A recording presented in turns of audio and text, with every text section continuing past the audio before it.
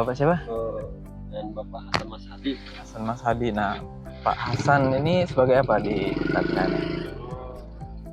Di KTH itu saya sebagai banyak Ketua KTH ya. ketua KTH dan ketua Udah kelompok periode berapa nih Pak? Berarti pertama yang ke-4 tahun.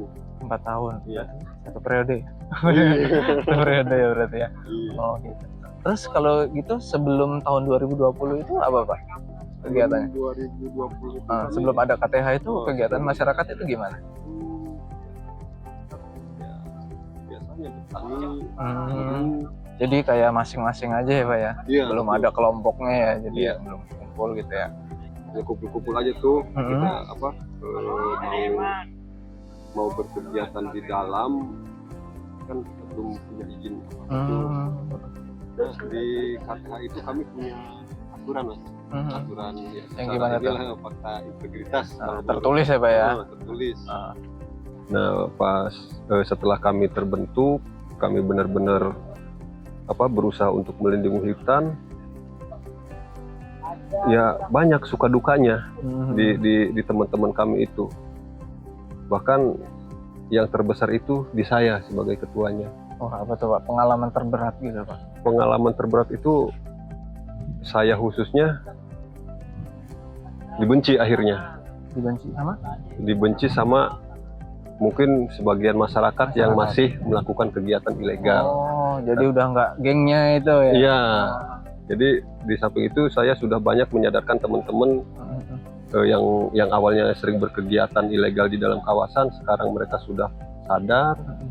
Dan bahkan terakhir kemarin itu teman-teman itu menyerahkan senjata apinya ke saya sebagai bentuk bahwa saya ini benar-benar nih benar-benar tobat ya, benar-benar tobat gitu. Nah, di dalam keberhasilan itu ada beban moral yang saya tanggung.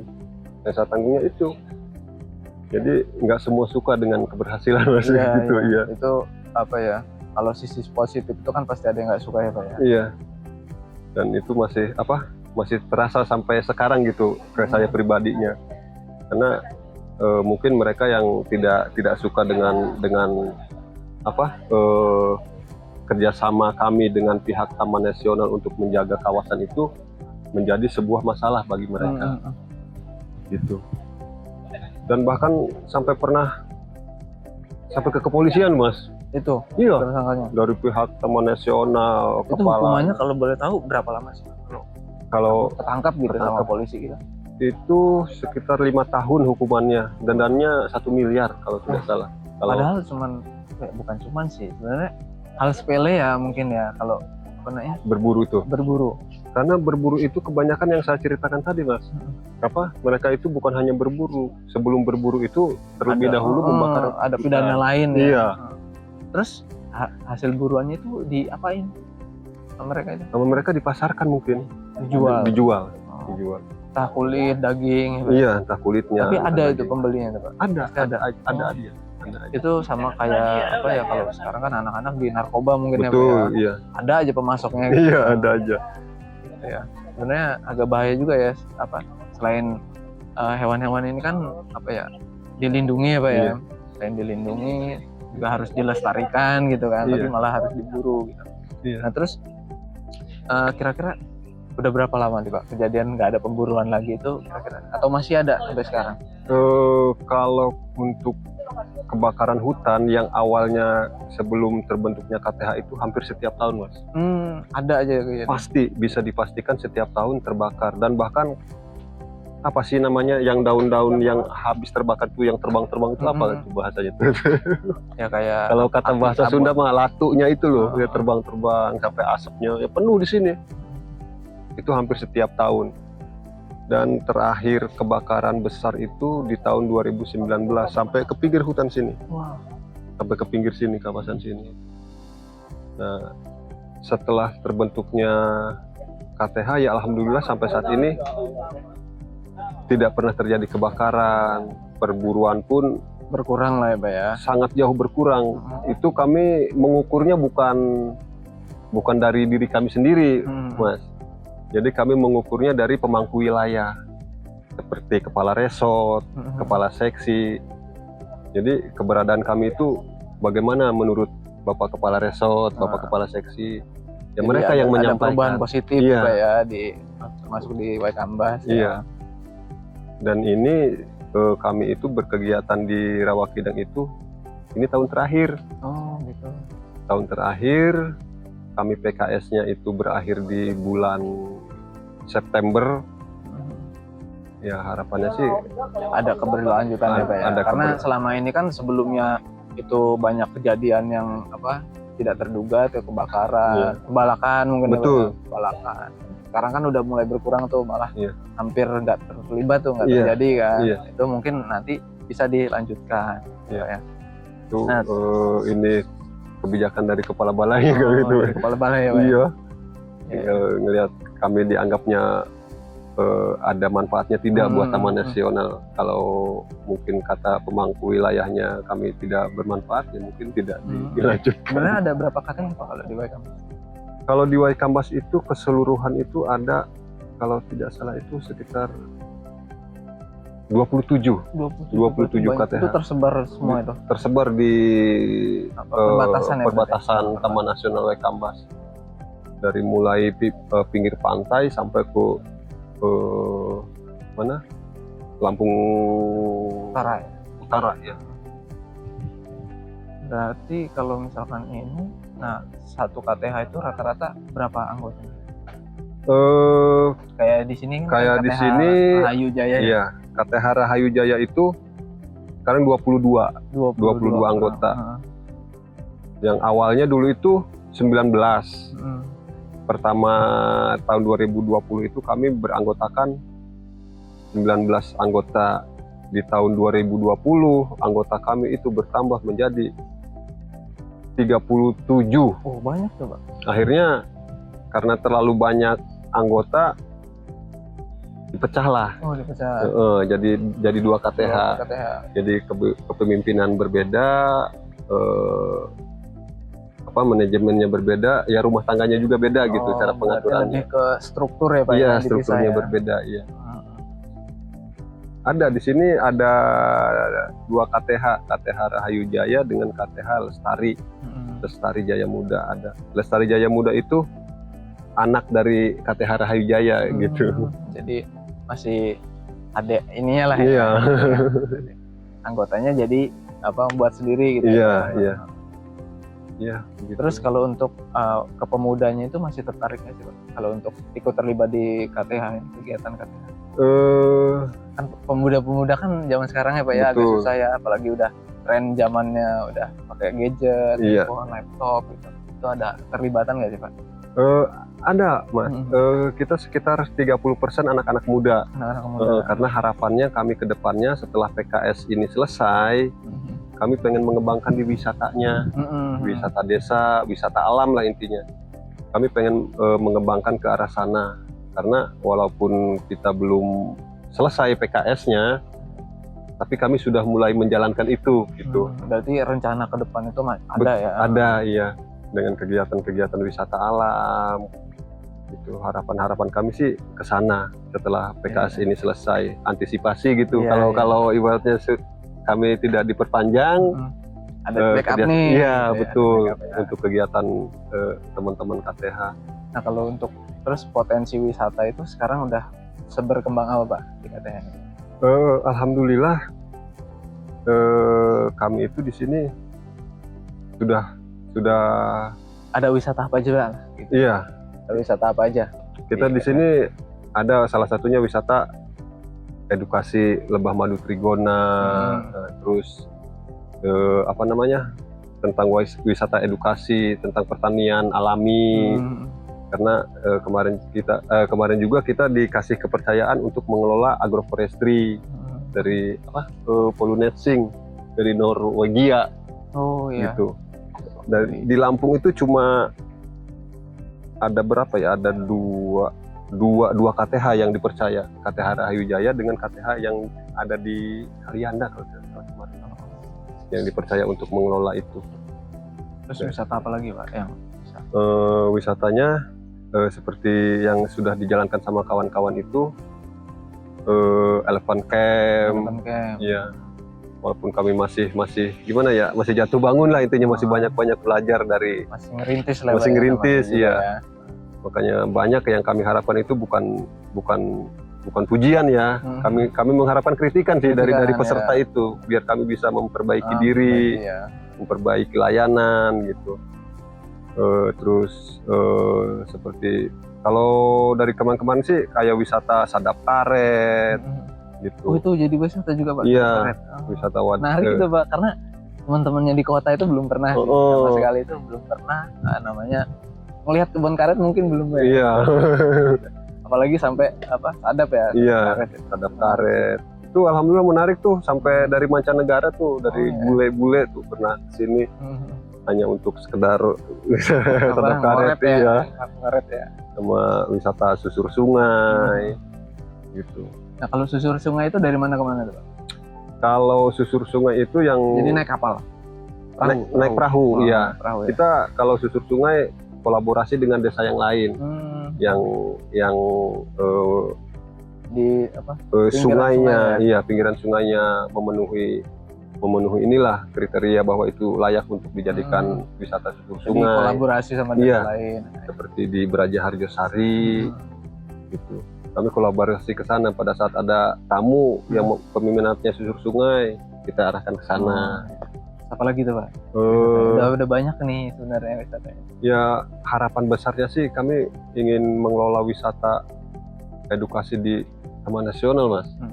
Di restorasi tersebut, di restorasi yang kami perbaiki sekarang gitu.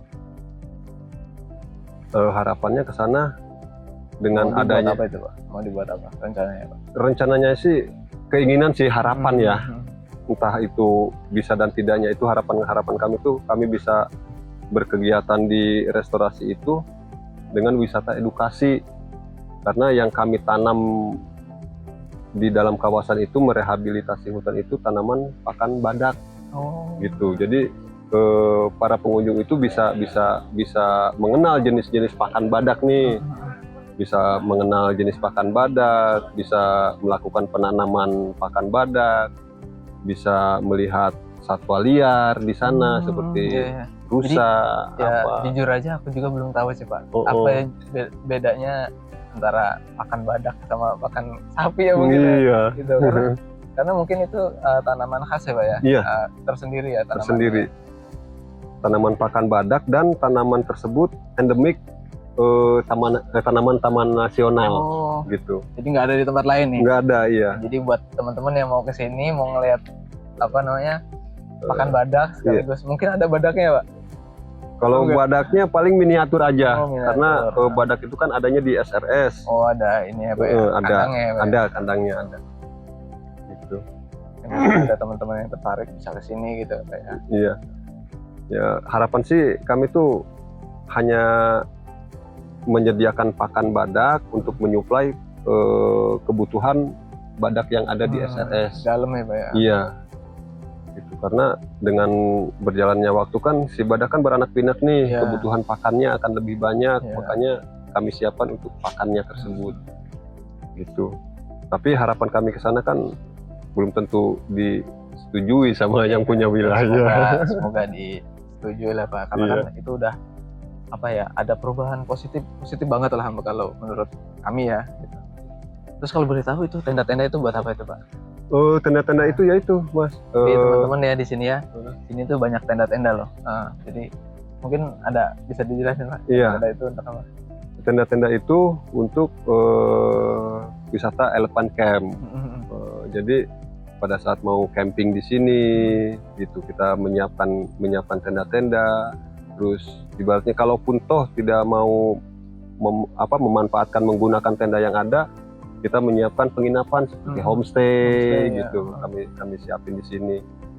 Pada saat pengunjung ke sini pun kami berikan edukasi tentang apa yang ada di sini, selalu berkaitan dengan Taman Nasional. Gitu. Kenapa kami dirikan tempat usaha di sini, yang dulu awalnya di sini itu tempat jalur kegiatan ilegal, ngeluarin Ya itulah. Kayu lah mungkin. Ngeluarin kayu, ngeluarin rusa, ngeluarin apa, lewat sini. Lewatnya sini. Nah, makanya kami dirikanlah usaha di sini. Dengan harapan kami membatasi lah gitu kegiatan mereka. Tapi itu efeknya luar biasa buat kami. Berapa log tawon kami itu habis dirusak. Tanaman-tanaman bunga-bunga kami habis dihancurkan. Oknum lah Pak. Ya, kami buat lagi, kami beli lagi setup tawonnya, dihancurkan lagi sampai itu 4 kali kami dihancurkan begitu.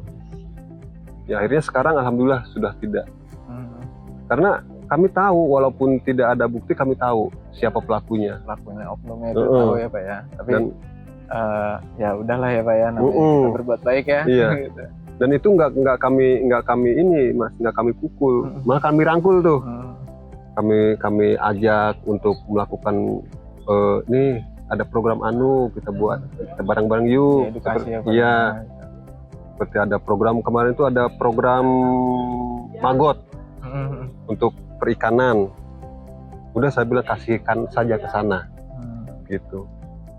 Akhirnya kita buat rumah magot di sana, silahkan diambil hasilnya, kebutuhannya kami cukupi. Ya itu cara kami kita untuk merangkul ya, masyarakat yang yang awalnya memusuhi kami, akhirnya mereka malu sendiri. Ya sebenarnya kan kalau orang itu kebutuhan dari kebutuhan apa ya, hidup lah Pak ya. Betul. Hidup ya, awalnya kebutuhan hidup, terus secara nggak langsung kan kita apa ya, membatasi kebutuhan mereka kan. Betul. Tadinya mungkin cari kayu untuk dijual. Kebutuhan sehari-hari, terus kita batasin, jadi mereka nggak ada pendapatan intinya gitu ya Pak ya. Kan kalau misalkan kita laporkan pidana, kasihan ya keluarganya. Gitu ya. Nah, emang harus diedukasi ya Pak ya. Gitu ya. Dan alhamdulillah Mas, kegiatan-kegiatan kami pun sangat didukung tuh, sangat didukung sama pemerintahan desa. Dari kecamatan gitu, terus bahkan dari kabupaten. Terakhir kemarin dari Pak Menteri ke sini, Pak Raja Juli itu ke sini, ya selalu menyampaikan harapan-harapannya. Ya selalu kami sampaikan apa yang kami harapkan, ya seperti itu. Gitu ya, alhamdulillah. Mereka mengapresiasi gitu kegiatan kami, walaupun kami merasa kami belum apa-apa gitu ya, hanya berjalan seperti ya kami mengalir aja dengan kegiatan-kegiatan yang ada gitu. Kami pengen lebih luas lagi untuk penyadartahuan masyarakat bahwasanya hutan itu penting bagi generasi-generasi kita ke depannya. Jangan sampai rusa sambar itu hanya tahu nama dan gambarnya aja, nggak tahu bentuknya seperti apa. Besar Mas, sebesar sapi itu rusa sambar tuh. Gitu. Nah terus ini sih Pak, mungkin kan untuk tahun-tahun ke depan tuh apa sih kayak yang dibutuhin sama KTH-nya? Dari mungkin kan udah ada nih wisata, tapi kan orang-orang luar itu nggak tahu tuh. Gitu. Gimana tuh caranya? Iya, yang kami harapkan sih penguatan SDM dari anggota KTH Mas ya. Karena ya mungkin nanti ada pelatihan ya. Betul, itu yang kami harapkan itu Mas. Pelatihan sosmed, set ya. Nah kalau untuk sosmednya apa Pak? Udah ada belum KTH itu? Sebenarnya udah. Instagram ada, yang megang Mas Nandar itu. Nanti Instagram bisa di-insert ya Pak ya. Iya. Videonya, jadi teman-teman bisa follow tuh. Iya. Jadi info-info yang KTH ini kegiatan setiap hari ya Pak ya? Setiap hari. Iya. Jadi teman-teman bisa lihat terus lah, bisa dipantau. Iya. Kalau misalkan mau kesini kita nyediain tenda, iya. Kan? Ada tenda, ada homestay. Iya. Gitu ya. Ada homestay, ada tenda. Bahkan penginapan ini pun kami arahkan untuk ke arah ke sana, gitu. Nanti pada saat tamu ini berkunjung, banyak pilihan gitu Mas. Apakah mau di kotet, apakah mau di tenda, apakah mau di homestay gitu. Itu kami tawarkan yang ininya. Ya alhamdulillah sih dengan kegiatan-kegiatan itu kami banyak melibatkan masyarakat, anak Anak muda. muda sih Pak yang penting. Iya, anak-anak Muda itu mudanya. karena jiwa semangatnya kan masih Iya. kuat tuh, masih tinggi gitu. Ya itu Mas, yang kami harapkan tuh pelatihan tentang SDM-nya. Kadang-kadang anak-anak muda yang katanya banyak masih besar nih Idenya ya, semangatnya, banyak idenya, idenya, ya kan. pada saat di depan orang ataupun di depan tamu, Iya. itu mereka nggak bisa bicara tuh Mas. Oh, Diem iya, aja apa gitu. ya? Iya, nggak rasa percaya dirinya tuh. Grogi ya. Iya. Padahal kan harusnya dibentuk dari kecil ya Pak ya. Iya. Gitu. Jadi mungkin nanti yang nerusin teman-teman yang masih muda-muda gitu. Iya, ya, Pak, betul. ya. Makanya kami berusaha untuk menciptakan kader-kader di KTH ini dari anak-anak mudanya gitu. Ya alhamdulillah tuh udah berjalan walaupun masih pelan-pelan kami. Mungkin beberapa orang bisa konsisten lah Pak ya, konsisten ikut terus gitu, nanti kan lama-lama terbiasa. Iya. Kira-kira pelatihan apa Pak yang dibutuhin sama KTH ini Pak? Yang dibutuhin untuk teman-teman KTH sih Pelatihan apa itu? untuk pelatihan ini media sosial ya Mas. Media sosial. Iya, media Entah sosial. itu dari Instagram. Iya, Instagram, Facebook, terus apa namanya? Intinya penguatan gimana sih supaya dia tuh nggak ada rasa percaya diri lah gitu. Media sosial itu promosi paling gratis sih Pak. Iya. Jadi kita posting, orang lain dari belahan dunia itu bisa lihat gitu. Nah, kalau misalkan kita harus ngomong ke orang itu saling ngobrol ke orang, Iya. kan lama tuh, bisa sampai berapa tahun baru nyampe ke sana. Di Iya. sana ada KTH. Gitu. Sedangkan kalau kita pakai shortcut kan tinggal posting, orang yang dari Jakarta tahu, ini ada KTH, ada kegiatannya. Iya. Gitu. Jadi mungkin nanti pelatihan sosmed, Iya. website ya Pak ya, Iya. video, foto gitu ya. Iya. Ya. Mungkin itu aja lah Pak ya. Oke, siap. Sebenarnya banyak pertanyaannya, jadi Iya. aja lah, takutnya Iya. nanti makin lama makin panas gitu. Oke, makasih Pak ya. Iya, Sebelumnya. sami-sami ya Pak.